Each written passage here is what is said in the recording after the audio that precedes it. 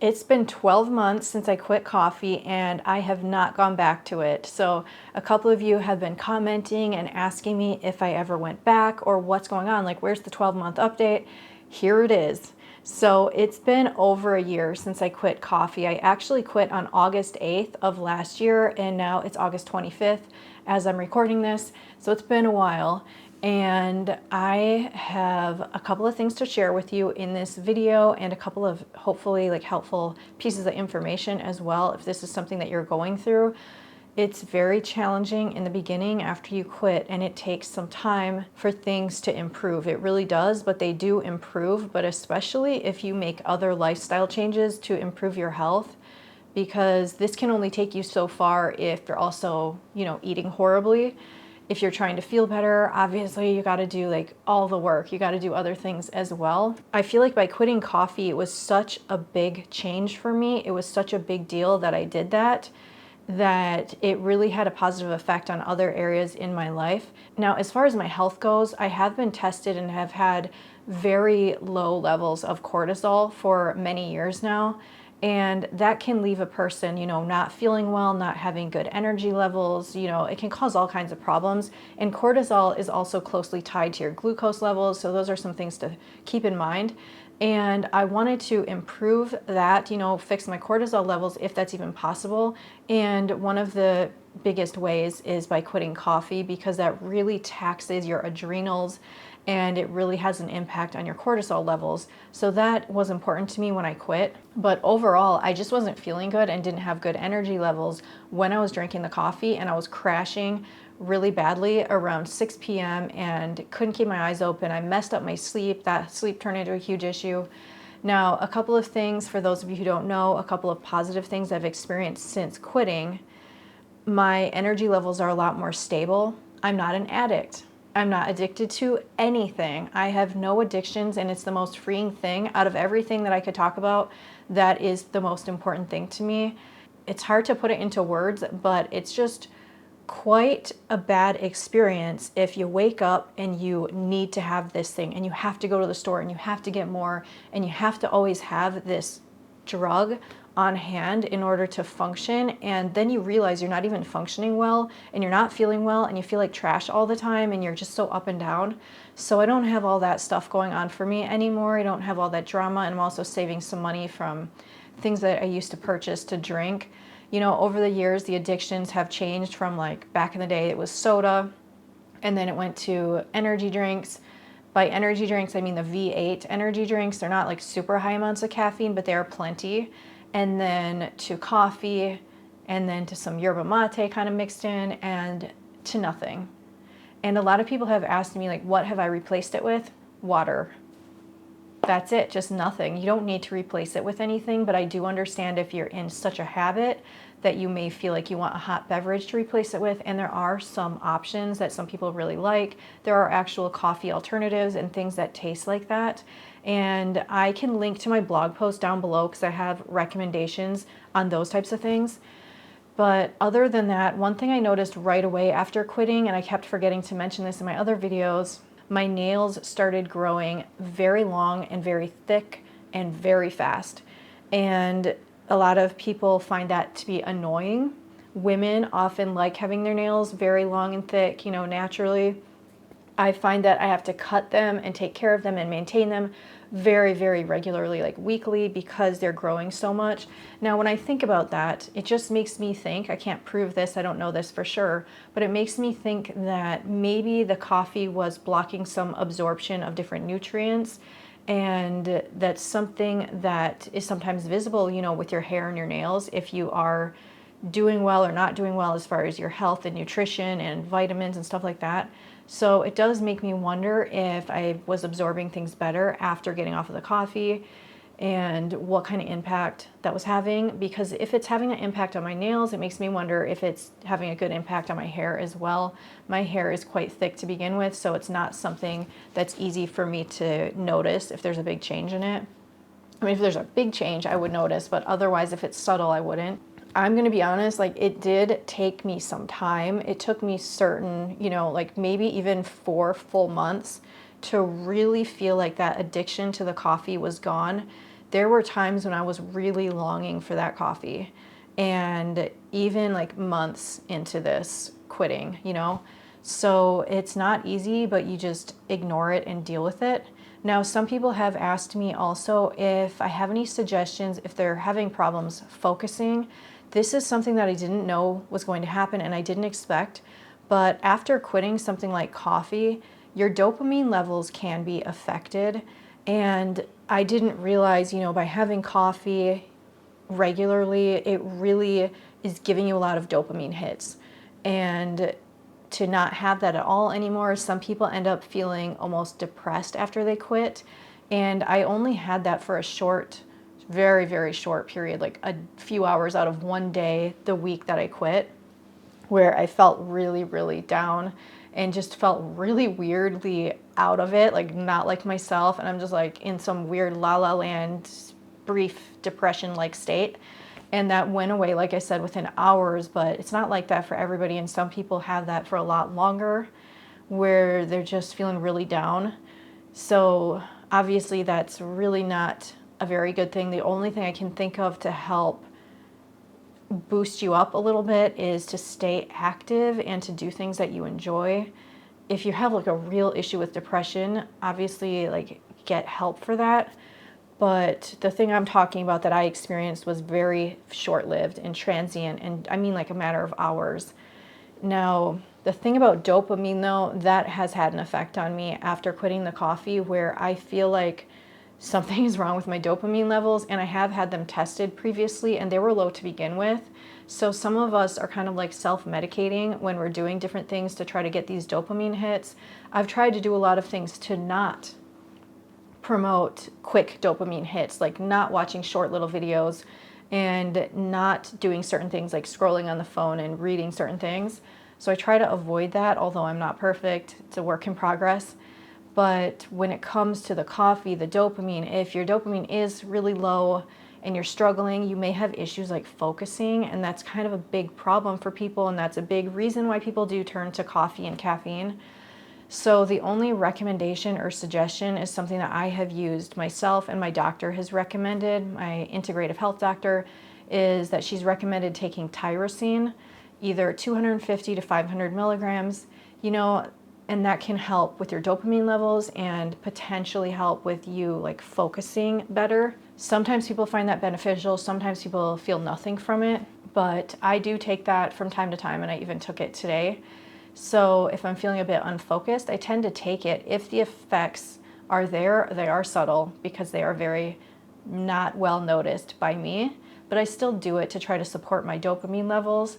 In addition to that, there are certain supplements that are out there that are sold to help you with focusing, and one that I used to take a long time ago was called True Focus by the brand Now. I haven't tried that in ages, but apparently, I don't know, it's hard to remember like if it really helped me, but I know that I've taken it in the past. I wasn't even really taking it after quitting coffee. It was something that I had on hand for some reason from a previous time. It's something you might want to look into if you're having problems with that, but I think it just takes time for your body to adapt to your new way of life without those quick hits, without that caffeine. And I know that it's extremely difficult for people, and it takes patience and like strength and fortitude, like mental fortitude. But if you can get through that, it will get better. And so many people comment on my videos saying that they're doing so much better, so much longer after they've quit. So the longer the time goes by, the better they're feeling. And I love hearing that. And I feel the same way, but I can't just say, oh, it's because I quit coffee, because it's a one singular thing. And there are so many things that go into how you feel and your overall health. And I think that sleep is one of the most important things. And what I've noticed immediately after quitting coffee is that I am dreaming all the time when I'm asleep. I remember my dreams almost every day. Lately, I haven't been noticing that as much, but I'm still having them and I'm still noticing them. It's just not something I've been thinking about as much. But sometimes they're very memorable, and so they're on my mind. But my REM has improved and increased. That's something that's been out of my life since I was a teenager, because apparently I've been using caffeine in some form since probably around the time of being a teenager, and now I'm almost 43. So when it comes to the dreaming and the sleep, sleep is so important. After quitting, I didn't notice that my sleep duration changed, and that's pretty unfortunate. I really was hoping I'd be like sleeping way more and better and all this stuff. But overall, I think my sleep is better in general, but I've had to make some other changes in my life, and those are some things that I just feel like wouldn't have happened if I didn't quit the coffee. I could be wrong. Many, many years ago, I was super into fitness, into P90X and Insanity, so you know it's been a while if you've done those DVDs from Beachbody. They were amazing, they were wonderful, but I overdid it back then and I burnt myself out really bad to the point where I wasn't doing well, but I was dealing with kind of an undiagnosed autoimmune disorder with my thyroid back then. So there were a lot of things I had to tackle and to fix, but I kind of overdid it with exercising. And now I started exercising again, I could say even a couple of years ago, but I wasn't doing enough and I wasn't really pushing myself enough, and I don't feel like I had the energy to do it. I really don't. I know it sounds like an excuse, but for some of us it's a legitimate problem, and some of us are dealing with like thyroid problems or other things that are causing excessive fatigue and a lack of baseline energy. And so I don't know what my reasons were, but I really didn't start really getting into working out until a couple of months ago. Like I said, I did start a couple of years ago and I have a rebounder and I'm doing little things. It just wasn't enough. I really learned that I need to push myself a lot more. Of course, if you have certain health conditions, you have to be careful because you have to balance like how much you push yourself versus, you know, you don't want to go into the realm of you're going crazy with it and you're inflamed and you're not recovering. You need to recover as well. But I have been feeling like $1,000,000 since I started really working out and really getting in shape. And I mean like lifting weights and doing cardio. I personally need both of those to really push myself, and it's also helping my sleep and it's helping my energy levels. And I feel like, I don't know, a lot of people use caffeine and they work out, but I feel like you have to be careful with that. Some people go way overboard, and some guys are taking, you know, those, what are they called? Those pre-workout drinks with like insane amounts of caffeine. I think that's dangerous for your heart and for your health, even though you might feel like you're pushing yourself and you're like crazy on this crazy high or adrenaline or cortisol or whatever's going on. I just think that it's going a little too far. Sometimes those things are just really potent. So that's a massive, massive, huge change for me, and I'm so excited about it and feeling so much better, and I want to stay this way and doing this like for the rest of my life. Or I don't think I will be okay, because I feel so much better and have so much better energy like this without the coffee and with working out instead. So it's been helping me. And I almost forgot, right after I quit, I just remembered now what I was doing is, like I said, I've been working out, but it's not all like legit hardcore pushing myself enough. But after I quit coffee, what was getting me through the day is I would do, this is going to seem really weird, but I would do a virtual reality workout. After every meal I had, I wanted like a boost in energy, and I would do a quick little VR workout. So I have a headset, it's back there, and I did this game called Supernatural, and you know what, I had fun with it. And it does, you know, like toning for your arms. It's a good little workout for people who absolutely hate working out. And it was a great thing that helped me, give me like a little boost after, you know, quitting. Like this was shortly after quitting. I would do this sometimes like 2 or 3 times a day, and I did try to push it, and I tried to get my heart rate up, and I tried to get my arms really sore. But there really is nothing that compares to like really like lifting weights and having that type of soreness. So there's different things out there though. I just wanted to share that. So, you know, there's different things you could be trying. The VR headset is the Quest, and I think it's a couple $100s. It is so much fun, to be honest. I love using that thing. I just haven't used it in a couple of months though. But that's something that helped me. It really truly helped me get through the first maybe a couple of months, maybe up to 6 months after I quit coffee. I was really relying on that and using that. And I think also because they play some like music, some of the music I really hate, some of it's really great though. And it helped kind of like pump me up and keep me going. I need something to keep me going. And I didn't realize how important exercising was or is until more recently. And I'm feeling like I should have always, like I'm feeling better than I felt in a really long time. Just getting rid of the coffee isn't enough. Like you have to address all the other things that are wrong in your life, in your health, and with stress levels and whatever you're dealing with. And one other thing that I've been fixing is some stuff related to my thyroid health, and the medicine that I'm taking for my thyroid has changed, and that too has greatly improved things for me. As of the last couple of months, my sleep has also been so much better than ever, and exercising helps your sleep so much. That's what I've noticed.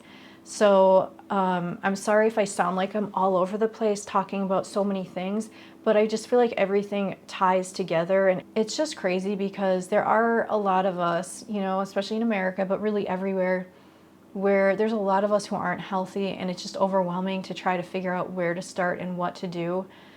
And you know, there's also some people who are sick and dealing with horrible health issues, not trying to be negative, but some people, you know, you don't realize how important your health is until you're struggling with different issues, and we really don't appreciate it enough.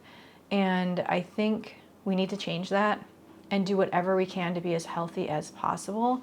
That's how I feel anyway. And a lot of you out there who are strong enough and motivated enough to quit coffee, it's going to be worth it, in my opinion. You're going to feel better. As long as you address all these other things in your life, you're going to feel so much better than you felt when you're really dragging yourself along, you know, with your addiction of the coffee and trying to rely on that all the time. I know how tempting it is. And I just want to recommend, you know, if you are dealing with horrible like chronic fatigue issues, to really try to get your thyroid checked, like really thoroughly checked, not just your TSH. Get a lot of other things checked, and if your doctor isn't helping you, try to find an integrative or functional medicine doctor.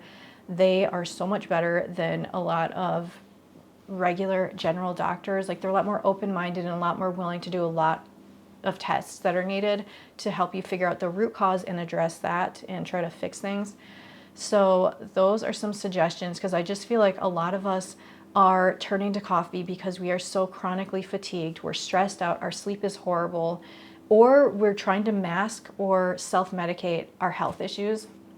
So anyway, those are some things to think about. Thank you for listening to my rant here. I really appreciate it. I love chatting with you guys. I love hearing about how you're doing. So if you've recently quit or it's been a really long time, please share your experience down below in the comments section.